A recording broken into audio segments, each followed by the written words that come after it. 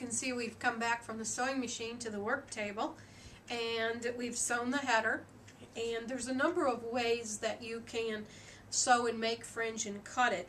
You can either have a looped fringe, which means you're not going to cut the bottom loops. You simply remove them from the rods as you disassemble the rod unit.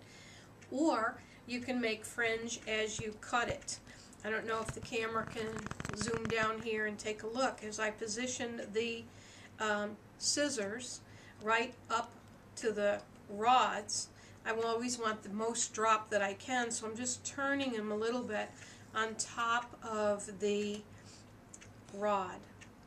Now, if I were to pull this out, you can see now you would have fringe that hangs freely loose. Okay.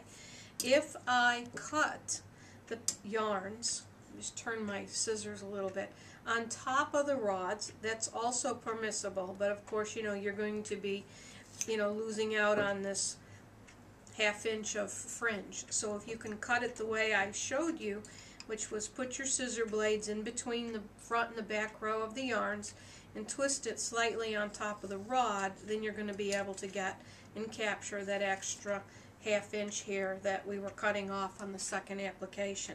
I'm not going to cut any more. I'm simply going to take the ends of the units off the rods here, because I want to show you that if you take the yarn, ribbon, and whatever products it was that you were sewing off the rods without cutting the ends, you would have looped fringe like this. So you can have looped or freely hanging fringe. Your choice. Have fun.